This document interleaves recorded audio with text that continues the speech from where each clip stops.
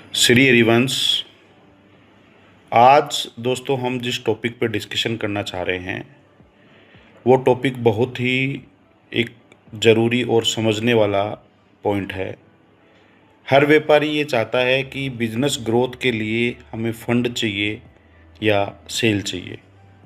Maximum जिन लोगों से मेरी बात होती है या जो लोग मुझसे मिलने के लिए आते हैं वो कहते हैं कि साहब फंड की प्रॉब्लम है, अगर फंड का इशू नहीं हो तो हम लोग हमारे बिजनेस को ग्रोथ कर लें। तो मैं जब उनसे प्रीवियस सेल की बात करता हूँ तो उनकी सेल पूरे महीने की 2 लाख, 3 लाख, 4 लाख, 5 लाख रुपए के ऊपर ही रह जाती है।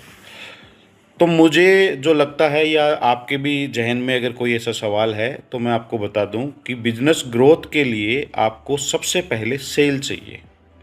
आप उससे आपकी सर्विस, आपके प्रोडक्ट की मार्केट को फिट कर देते हो। फिर जब वो प्रोडक्ट आपकी सर्विस मार्केट में फिट हो जाती है तो कस्टमर का आपके प्रति बिलीव जो है वो बढ़ जाता है।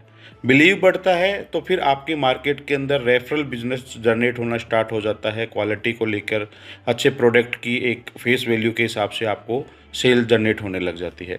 सेल जब जनरेट होती है तो आप ऑटोमेटिकली फंड अरेंज कर लेंगे। बहुत सारे बैंकों का सॉल्यूशंस हैं।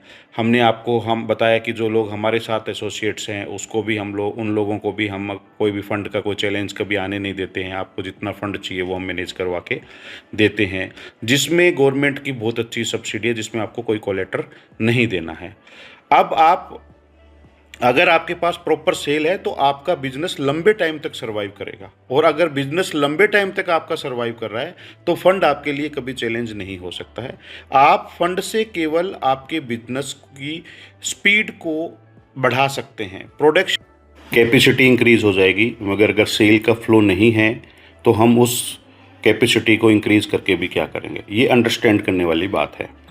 अब मैं आपको एक कंसर्न और डिस्कशन करना चाह रहा हूँ कि अगर हमारे पास सेल है तो हमारा जो बिजनेस है वो लंबे टाइम तक जीवित रहेगा, हम लंबे टाइम तक सर्वाइव कर पाएंगे। और अगर सेल नहीं है और अगर फंड होगा आपके पास तो ऑब्वियसली वो आपके जनरल एक्सपेंसेस के अंदर खर्च हो जाएगा और एक लाइबिलिटी खड़ी हो जाएगी आपके साथ। तो मेरा मानना ये है कि आप सेल के ऊपर फोकस करें। सेल के लिए क्या मार्केट को लेके आपकी प्लानिंग होनी चाहिए, किस किस तरीके से आपके पास कितनी कॉल पूल सिस्टम से आनी चाहिए, कितनी कॉल पुश सिस्टम से आनी चाहिए, कितनी रेफरल कॉल आनी चाहिए, उसके लिए आप हमारे साथ एसोसिएट हैं, आप हमारे साथ कनेक्ट रहिए।